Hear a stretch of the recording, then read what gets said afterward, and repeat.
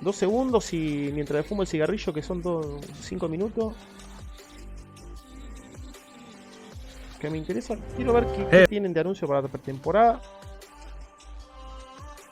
Después ya seguimos con las ranked, tranqui, chill. Everyone, I'm Ryan. ¿Pueden mover los subtítulos? Reeve Morales, lead producer of Gameplay on League. You might remember me from all those champion roadmaps, but today, for reasons I can't even fathom, they put me in front of a camera again to talk about all of League this time. So buckle up as I dive into some of the champions we have in development. After that, I'm going to pass the metaphorical mic over to Riot Froxon, who is going to talk to you about the recent durability update as well as our plans for preseason. So before we get into the new champions coming up this year, let's take a quick look back at the champions we've released in 2022 no sé si me interesa tanto esto, a ver, para. First we had the speedy ADC Zeri. Bueno, dale, vamos a ver. Then the girl boss Renata Glass. After that, the Void Empress herself, Belva. And then most recently, the joyful Nila.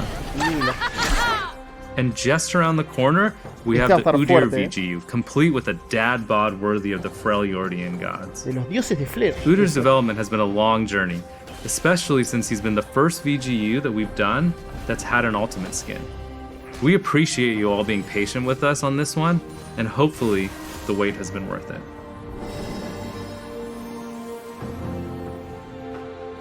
So in addition to the new champions we've released this year, we've also been shipping a lot of mid-scope updates to various champions, including Janna, Ahri, Swain, Talia, Olaf, and recently Sivir. Olaf fue el peor, boludo. Because we slowed down the release of new champions, we've had a bit more time to ship smaller updates to champions on the roster that have fallen behind the pack.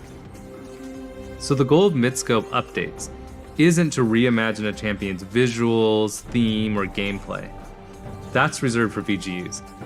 Instead, we want to freshen up champions that aren't living up to the expectations of the players who love them. Mirá, contra un set, we try to strengthen their fantasy even more, rather than reinvent it. So for Swain, we pushed his fantasy of an unkillable frontline mage to the max. And for Ahri, we focused on a fantasy of a mobile mage, rather than the assassin she had become. We saw really great responses to these projects, as well as healthy play rate spikes after their release. Given all of this, we want to keep pursuing mid-scope updates, and we already have a few champions we're exploring, including Nico and Syndra. ¿En serio? Campeones nuevos. So now let's talk about some projects I've been super excited to share with you. So later this year, we have a new top lane tank hailing from Shurima, who I briefly mentioned in the last champion roadmap. This new champion will introduce a part of Shurima that we haven't explored yet. The city of Nezuma. Now Azuma is an oasis city-state in the southern outskirts of the desert, and unlike the rest of Shurima, they don't bow to Azir. Situated on one of the only water sources for miles, the people of Nezuma had to compete with giant monsters just trying to stay hydrated. It was a hard-fought struggle, but they eventually claimed the oasis as their own and built their society around it. Now, 500 years later, this new champion leads the warriors of Nezuma to hunt those same monsters, using the rare resources they gained to build their infrastructure and weapons. He actually fought one of the largest monsters the desert has ever known, creating his unique Entofos out of its rare regenerating hide.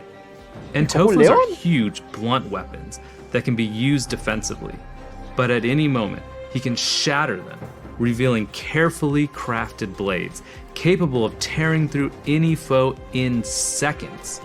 Soon after, the hide will regenerate back to its blunt form, so he can, like, bludgeon the crap out of you. It's honestly quite impressive to see. But you don't have to take my word for it. The entire city-state is basically permanently impressed by him. I mean, he's Kasanti, the pride of Nezuma. You don't get that title for nothing. So after Kasanti, we will be releasing the highly anticipated Aurelian Soul CGU. To remind everybody, a CGU, or Comprehensive Gameplay Update, is a new type of update we are testing out on Aurelian Soul. So the goal is to completely reimagine Asol's gameplay without changing his visuals or narrative at all. Since let's be honest, those aspects of Aurelion Sol are still amazing, even by today's standards. But I know what you're thinking. Less talking, Mr. Reeve, more action. And by action, we mean videos. Okay, fine. Twist my arm a little bit more, will you? Now keep in mind, the visuals are still a work in progress. One of the goals was to enhance his dragon theme. And what do dragons do? Well, they breathe fire, of course. Asol's new Q allows him to breathe fire for as long as he has mana to do it. Le van a hacer un But rework. let's not forget the other thing dragons do, fly. His new W allows him to take to the skies, but this time, he doesn't have to walk in a straight line for like, ever. He can now fly with the push of a button. ¿En serio? But really, let's be honest. He's a dragon.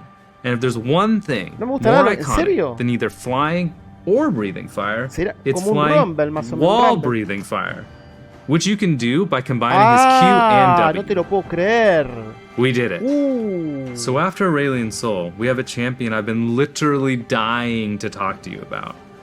One of the things the League community hounds me about constantly is wanting to see more Darkin champions. Darkin fans are like, throw me a frickin' bone here. And believe you me, I'm right there with you, barking for some Darkin. Then one night, at around 2:34 a.m., I woke up in a fever sweat. And at that moment, it hit me. I'm on the champions team. If I want more Darkin, I can just talk to the team about it. And gosh dang it, I did just that. And the team was like, heck yeah, we want more Darkin as well. We love Darkin. So yeah, long story short, we're making a new Darkin assassin. Un asesino Darkin. So I know what you're gonna ask next. What's the weapon? Each Darkin is trapped in some super awesome weaponry. Please tell us what it is, we must know. And while I love watching you all squirm beneath my intricate yet vague champion roadmap teasers, I'm not gonna be that cruel today. The weapons are like the coolest part about Darkin after all.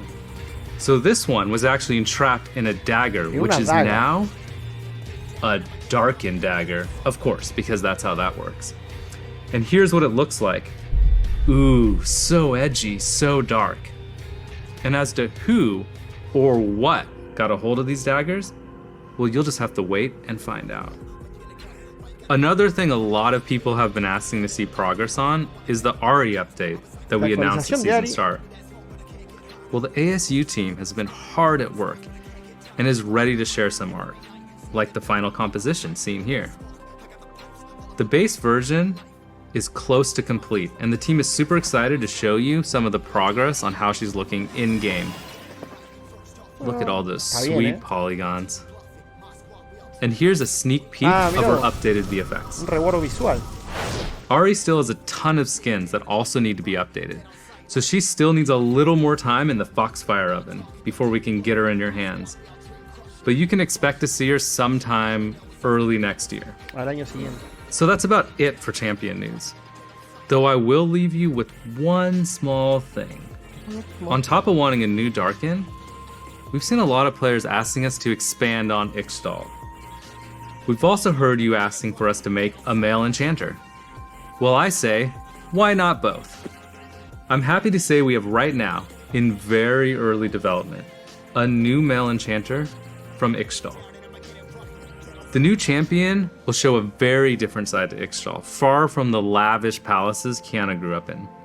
So take a look at this art teaser that the team working on him put together. Oh my god, they're so adorable. Well, that's enough cuteness for now. So as promised, let's hear from Riot Froxon on the champion durability update and preseason. Jugabilidad. Como que me duele que será Hey everyone, I'm Matthew Long Harrison, aka Riot Froxon, lead game designer on the Summoner's Rift team. We work on things like balancing the game, in-game systems like the durability update and items, and preseason. I've got a few things to cover today, so let's jump right into it. A few patches ago, we launched the Champion Durability Update. Our goal was to increase the durability and reduce the damage and healing of every champion in League. We've been closely monitoring the results, and after some targeted adjustments, we're really happy with where the update landed. A lot of you have mentioned how much you like the update, and that it feels good to have fights last longer with more chances for skill expression. And we're glad that it helped make League feel fresher. That said, we don't have plans to make changes of this size outside of preseason in the future, unless it's really necessary. What we don't want is for huge changes like this to disrupt League's competitive integrity, especially in the middle of the season. Speaking of which, let's talk about our plans for preseason.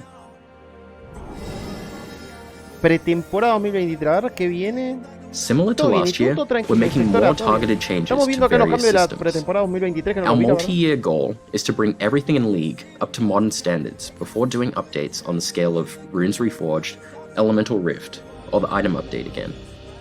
So for this preseason, we're updating systems including communication and vision, making the jungle more exciting and accessible, and bringing back a familiar foe. Ah, ya veo. La mascota, boludo. ¿No? Our communication system is showing its age, especially in comparison to some of our other games. So we're giving it some much needed attention with new features that'll make it easier to communicate with your team and walk away with the win. To that, we're expanding our in-game ping system to allow for better communication with your team. The current system only lets you share very basic communications. And while we appreciate your ingenuity with the limited pings you have, we wanted to give you more opportunity for clearer communication. The updated pings will include everything you already know and love, plus expanded vision options and a call to engage. We're also thinking about ways to emphasize pings with teammates, plan macro strategy for objectives, and keep track of where pings are on the map, even if they're off your screen. In addition to the changes to communication, we're making some small improvements to the vision system, as it's a bit outdated. It's not super clear that you can swap vision trinkets, and it's definitely not clear how you can best utilize them. To that, we're exploring ways to make vision trinkets more intuitive. You'll be able to see how many wards you have on the map, and preview where they'll go when placing them in walls.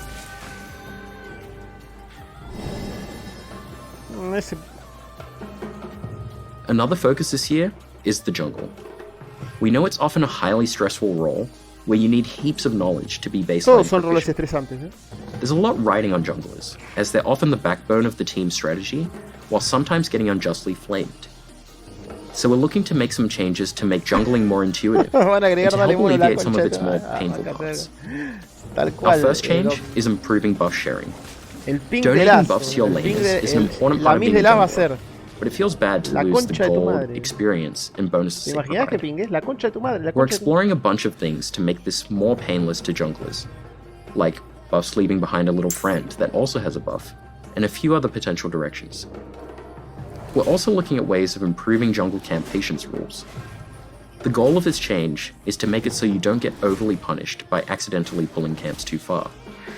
You shouldn't have to know exactly what pixel to stand on to do red buff and raptors at the same time without one resetting. So we're making changes that will make it less punishing when that happens. We know some junglers like to hyper-optimize their clears, and we want that knowledge to be rewarded. We'll still keep unique, optimal clears for different champions, like Kayn starting raptors and Shaco doing whatever it is he does. All this said, we're not trying to make mastering jungle easier, but we do want to make it easier to start jungling. We still want you to be rewarded for taking the time to master your role and champions. There are some other improvements we're exploring for the jungle, but it's still too early to share more, so we'll check back in later. Oh, esa dragona de mierda, boludo. The final preseason change we want to talk about today is the long-awaited return of everyone's favorite Drake, the Chemtech Drake. While we're bringing Chemtech Drake back from the dead, she won't bring you back from the dead anymore. Instead, the new and improved Chemtech Soul grants more damage and damage reduction when you're low health. And when the Chemtech Drake takes over the rift, the plants on the map mutate and become empowered. For example, Scry's Bloom will grant movement speed when moving towards revealed enemies, and Blast Cone will take you further than ever before, like from blue buff to mid lane. We still have other plans for preseason, including the usual updates and tweaks to items and runes. And we'll share more information about our plans for these, and everything we discussed today as we get close to preseason. That's all I have today. Thanks for watching, and let us know what you think about everything you heard. I'll hand things back to Reeve to say goodbye. Thanks, Roxanne. So as you can see, we have a lot of exciting things in development. And as always, I've had a blast finally sharing all this cool stuff the team has been working on with all of you. Wait. Yeah? So I'm hearing that there is one last thing we forgot to show you all. You all remember the skin line you voted for at the beginning of the year, right? I think it was the Gothic skin line revamp. Well, our skins team has been hard at work reimagining that skin line, and they really want to share a bit of it with you now. So it's time for me to say goodbye, bye, and time for all of you to see some sweet concept art for the new Fright Night. La parte de la money.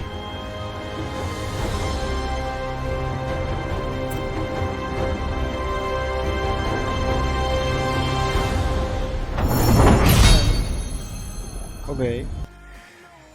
Está bien, qué sé yo. Está bien el video.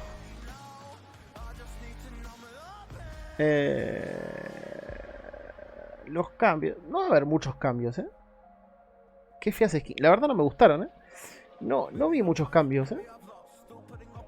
Annie se ve linda así. O sea, sí, así gótica, así. Está bien. Igual te digo que... No... Sí, nada, el aspecto se ve lindo. O sea, el aspecto de Annie. Es una porón. Sí, no sé, o sea, todo... No van a hacer muchos cambios. Lo de la jungla, capaz. Lo de la jungla es lo más relevante. Porque la dragona la nerfearon. Claro, no van a meter la misma... Le van a meter lo mismo que tenía porque es una... Está roto. Y después lo de la visión. Lo de los pings. O sea, las mis. O sea, de hacer... ¿Qué sé yo, boludo? Tenés 4 mis. Meter literalmente 8. Déjate de joder. O sea, 8 mis para el panel que tiene es medio raro también, ¿eh? Porque te podés confundir. Imagínate que a veces te confundís, que querés pinguear, desapareció y pingueas ayuda sin querer. Con 8 mis vas a tener que ser muy preciso con lo que querés pinguear. De verdad, aparece una boludez. A mí se me complica a veces estar farmeando y pinguear. Meter 8... ¿Para qué, boludo? Push, o sea...